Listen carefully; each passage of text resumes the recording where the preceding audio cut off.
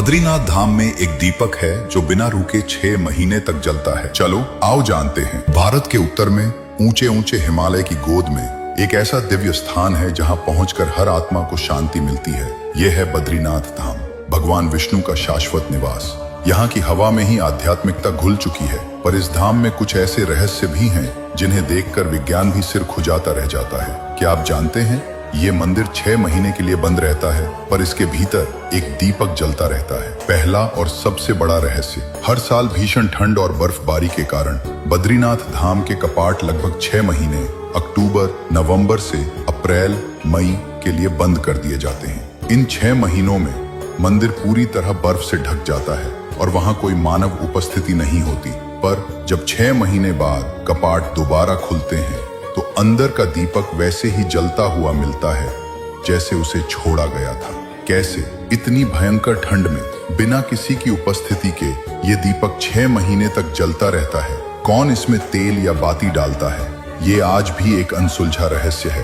भक्त इसे भगवान बद्रीनाथ का साक्षात चमत्कार और उनकी अखंड उपस्थिति का प्रमाण मानते हैं। बद्रीनाथ में एक और अद्भुत रहस्य है, तप्त कुंड। ये एक ऐसा प्राकृतिक गर्म पानी का झरना है जो बर्फीली अलकनंदा नदी के ठीक बगल में स्थित है। जहां अलकनंदा का पानी हड्डियों को जमा देने वाला ठंडा होता है, वहीं इस कुंड का पानी हमेशा गर्म रहता है। इस प्राकृतिक विरोधाभास का कोई स्पष्ट वैज्ञानिक कारण नहीं मिल पाया है। ये कुंड भक्तों के लिए एक वरदान है, जहां वे ठंड में भी पवित्र स्नान कर पाते हैं। क्या ये भूगर्भीय रहस्य है या भगवान बद्रीनाथ की ही एक लीला? इस मंदिर में भगवान बद्रीनाथ की मूर्ति काली शालिग्राम शिला से बनी है। मान्यता है कि यह मूर्ति स्वयं प्रकट हुई थी और आदि शंकराचार्य ने इसे अलकनंदा नदी से निकालकर स्थापित किया था। यह मूर्ति और इसका स्थान भक्तों के लिए मोक्ष और परम शांति का द्वार माना जाता है। बद्रीनाथ धाम के ये रहस्य हमें सिखाते हैं कि प्रकृति और आध्यात्मिकता एक दूसरे से कैसे जुड़े हुए हैं। ये हमें विश्वास दिलाते हैं कि कुछ चीजें मानव बुद्धि से परे हैं और उन्हें समझने के लिए हमें आस्था और समर्पण की दृष्टि से देखना पड़ता है।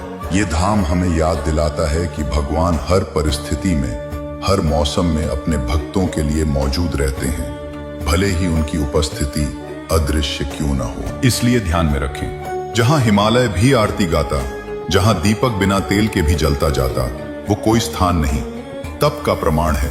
हर बूंद वहां मोक्ष का वरदान है। जय बद्री विशाल, जय नारायण, जय नारायण।